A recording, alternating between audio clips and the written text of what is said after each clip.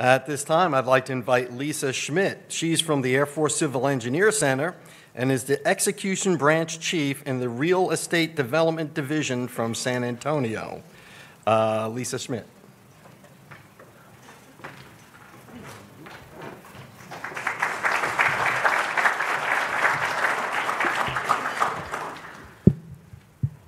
I guess it doesn't move. Oh, yes, it does. There we go. Okay, good morning, everybody. And I'm sure that most of you, if not all of you, have heard the term enhanced use lease or EULs before, but I don't know if you are aware that EULs actually have a superhuman power. So it seems that when the human mind comes in contact with EUL, it worms its way into the human brain, and then it does this fantastical shape-shifting and becomes something absolutely different in every single person's mind, oftentimes not resembling at all what an EUL truly actually is. And so our purpose in being here today as a part of the Industry Day is to help provide clarification for what an EUL is, and particularly in terms of an EUL in its application here as part of the Tyndall rebuild, and also specifically in terms of pertinence to industry perspective. So let's go ahead and jump in here. So what exactly is an EUL? In basic and simple terms, it is essentially a lease between the Air Force. A lease is a lease is a lease, but it's not. So a lease with a third party for our underutilized property that we wish to leverage for return of value to the Air Force.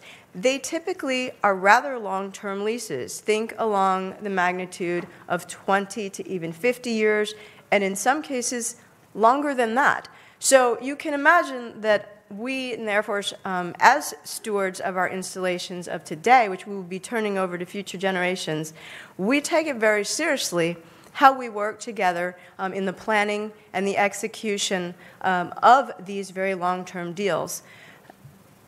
One of the most important aspects we can take away from today about understanding what an enhanced use lease is that the project, the enhanced use lease project, not what we might choose to do with the rent consideration that we get from it down the road, but the enhanced use lease project itself is actually a commercial development, strictly commercial development. It's not for a federal requirement, it's not for an Air Force requirement, and it should have no dependency upon the Air Force for its viability. So that enhanced use lease project, whatever line of business it may be in, is intended for public use. It's not going to be restricted to Air Force use.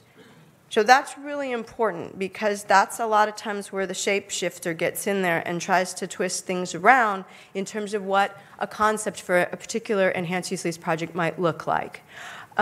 It's also important to understand that because it is commercial development, not for an Air Force requirement, but the lessee who ultimately is running that project, they are responsible to operate that project and to compensate the Air Force in terms of rent consideration. And that rent consideration can take a few forms. It might be in cash.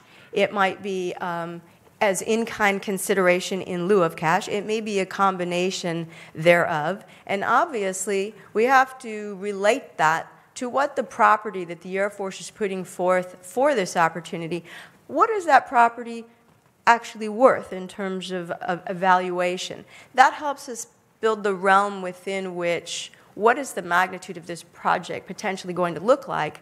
It's going to be tied back essentially to the valuation of the land, both in its raw state and its improved state for that commercial development. It's also important to understand that the lessee will be responsible for the project utilities and services, and that taxes, whether they be levied municipally by the county or by the state, those are still applicable. There may be, of course, arrangements, agreements that may be created between those taxing entities and that lessee.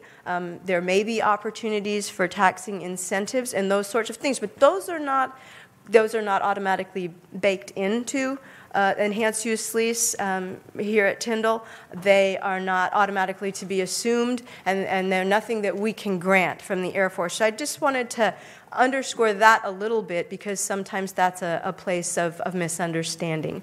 And ultimately, if we can do this right, I think we've highlighted several times today where there can be a lot of synergy and a lot of mutual benefit gained by not only the Air Force, and not only the lessee, whether it is a developer, a utility company, or perhaps a county or a municipal organization that wishes to be the lessee, and to the local community itself. And that's what we work very hard together with the installation to strive towards, and what we have had success with at other bases. So if it's not for Air Force requirements, then what the heck is the goal and objective of having an EUL in terms of the Air Force's perspective? Well, it's to monetize our non-excess property. We do have a property, as you've seen from many of the maps. There's a lot of conceptualization going on right now, and all of that, every acre is not going to be taken up by the installation development plan today or for the foreseeable on the horizon. And so the goal of the enhanced use lease is to leverage that land and to truly maximize benefit and return to the Air Force. In other words, make money, show me the money. I know that's a little bit different. We're used to typically meeting mission requirements. We're not typically in the mode of driving actual profit to the Air Force, but that is specifically what we are tasked to do in a creative fashion to make the most, especially in a fiscally tight environment, to pull in other ways of leveraging third-party financing to the benefit of funds that can then be used back towards installation sustainability. Clearly, any development from a project, even though it's not meeting an Air Force requirement, is going to need to be compatible with the Air Force mission. And so those are considerations that will be consistently looked at and worked through the process and through negotiations. And we talked, again, these are typically long-term projects for a variety of reasons. And so it is an objective, it is a key objective from the get-go, right from when we, infancy, start thinking about what some of these project concepts might truly look like, long-term viability of the success of that project, and therefore returning long-term return to the Air Force is obviously going to be really important. So let's talk a little bit about EUL solicitation, because that is different somewhat from traditional acquisition solicitation framework. We're not, in an EUL solicitation, we're not awarding a contract, right? We're talking about a lease here. Nonetheless, we have fashioned our process to be FAR-like. So we are not tied to federal acquisition rules because it is not a contract. It is a lease, and therefore, regulatorily, we're not required to do so. However, in order to have a repeatable, defensible, auditable program, among other reasons, we have based the enhanced use lease solicitation process, we have based it on a very FAR-like structure. And ultimately, the intent is to provide a competitive process, because we are required to compete enhanced use leases. We're intending to provide a competitive process that will first define what are the Air Force requirements of that project to those who may be interested in responding to the solicitation. We don't want you starting from the dark. That's very difficult. That's not a fair position to put you in. Everyone's time is highly valuable, and so using our solicitation process of putting out a request for qualification, we are identifying what are the Air Force requirements for this project. Hopefully that's not confusing when I said we're not meeting an Air Force requirement, such as a mission requirement. But there are still going to be parameters within which we expect the proposal to come back. And then that RFQ is intended, unlike the acquisition we were talking about earlier, the EUL solicitation, the RFQ is intended not to award a contract coming out of source selection, but rather to select a qualified lessee, or perhaps multiple qualified lessees if we are fortunate enough to receive multiple packages which are well evaluated through source selection against the original RFQ. And that is definitely a possibility. So when we get to that point, and we're not there yet, we're working closely with the installation. I think we're getting close, but we're not quite there yet. But once we are, the EUL opportunities are posted on FedBiz Ops. We will hopefully do several other things to also get the word out there through multiple platforms to help promote the opportunities out there. And I mentioned that we may get several offers, proposals from offers which meet the RFQ and evaluate well. And in that case, we will rank them if the proposals are for the same part of the parcel. We may also receive proposals that address different areas and are geographically not overlapping one another and could have multiple proposals we are considering at once. In the event that we have more than one for the same geographical footprint, then we do rank them and we do make that known as the results of the source selection are presented out to everyone. The intent coming out of it, okay, so we've selected qualified lessees. That's different than awarding a contract because now actually we have the real work to begin from us. I mean, of course, we've done work to develop the RFQ, but the real work together hand in hand with the lessee because we've selected folks to sit down at the table one-on-one and conduct negotiations to see if together we can come up with mutually agreed upon lease terms that meet the business requirements of the lessee and also meet the Air Force's objectives of maximizing return to the Air Force and compatibility with the mission and so on and so forth. Oop, did I skip one? I think I did. There we go. Okay, so we've talked about what an EUL is, and to keep the shapeshifter from doing anything it shouldn't be doing back here, we're going to try to remove a little bit more fuzziness and tie down a little more. What is an EUL not? So since it is not to meet Air Force requirements, it's not a way to do privatization of things that would be utilized by the Air Force. And we put some examples on the slide. For example, privatized housing, privatized lodging, privatized dorms, privatized office space, privatized utilities.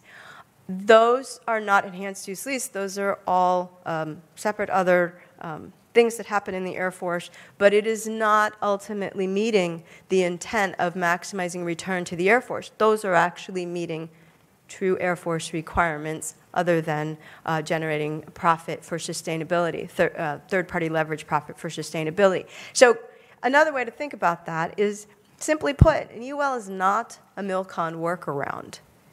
It's to make money on land we have that we're not intending to use for the Air Force right now, and that we can then turn around and use that money to meet Air Force requirements. So another place where confusion we see happen is, well, you know, how does Air Force community partnering, or just the general idea of community partnering, how does that break out from what is an EUL?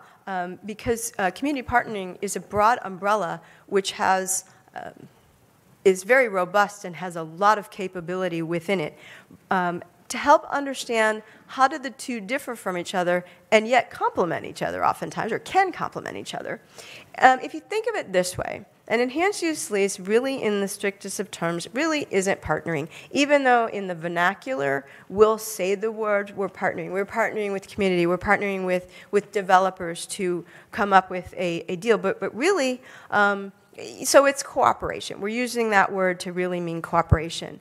But really and truly, an enhanced use lease is a business deal, and it doesn't, in addition to not meeting Air Force requirements, it really is intended that both parties get return on investment. Both parties are hopefully profiting and profiting well. Whereas true partnering, true community partnering, as best as I can help differentiate the two, oftentimes in contrast, means working together to meet a shared requirement. So, for example, you know, I know you don't have snow here in San Antonio, but San Antonio. How about Florida? I live in San Antonio. We don't have snow in either place, but some of our installations combine forces, the installation with the local, either the local township or even the local county, because as a larger group, you gain leverage to perhaps stand in better stead to get better terms for a contract, and therefore you are saving money. You are meeting your shared requirement well, and you're saving money. You're doing it at less cost. Or perhaps you both have assets that you're not getting 100% use out of, and you may benefit and remove the need for duplication by sharing, such as sharing libraries. You may be able to pay less for training if you come up with an intergovernmental service agreement or an MOU or an MOA to both do some teachers' trainings that you share, and you only have to pay for the combined instead of paying for them separately. So either parties oftentimes will realize a savings or a cost avoidance in tandem with the fact that you're meeting a shared requirement. So hopefully that maybe helps separate a little bit where the world of EUL pulls apart from the true spirit of community partnering. As far as EUL successes to date, we have a dozen signed leases in the enhanced use lease portfolio, several examples here on the screen. And you'll see at the top we're talking about commercial EUL projects. Those are, when I said EUL projects, those are the commercial development, where people, where the things get gray and sometimes causes confusion and the shape shifting is that we then sometimes say, hey, instead of cash, we know that we would like this particular facility or energy resiliency infrastructure or what have you as a payment in lieu of cash. So we've also shown on this screen some examples of in-kind consideration. But just please remember, those in-kind considerations, that's the rent. That's show me the money. That's not the project itself, which is the commercial development, which obviously drives the profit, which in turn gives the reason for why hopefully third parties will want to come and lease our underutilized Air Force land. As far as next steps here at Tyndall, we're working together with the installation to go ahead and identify and prioritize the potential parcels for EUL commercial development. There's some ideas, some things beginning to crystallize, and we're working towards that with them. And once we get there, we will be putting out the solicitation for the RFQ, as I mentioned, and we hope and count on and truly appreciate those who will be interested in responding to the RFQ with proposals. We welcome the discussion of ideas for potential concepts. On a side note, the Air Force does not accept unsolicited proposals per se, because even though it sounded good on paper, in practice it really just wasn't working well, and it was especially causing a waste of time and effort on the part of the industry. So we've learned that the best way to go is to do the proper steps for putting out the RFQ and then inviting the responses thereto. But nonetheless, we still are very open to discussion of concepts, which is why we have made available some one-on-one sessions this afternoon. Before I came up, I think there were 2 slots empty. We just plan a 15-minute time so that you can have some, you don't have to speak in front of the entire group. And it looks like we have 1 slot left, in my understanding. Now, of course, after I've told you everything that I've told you, maybe half of you on that list are going, that is not what I thought I was getting into. So if you've changed your mind, it's okay. We're not going to hold it against you. You can cross it off the list. But for those of you who would like to chat, we look forward to talking to you.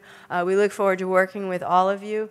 And our motto is, it's never dull. Enhanced use leases are incredibly fascinating to work, and I hope we get the chance to work one with you. Thank you.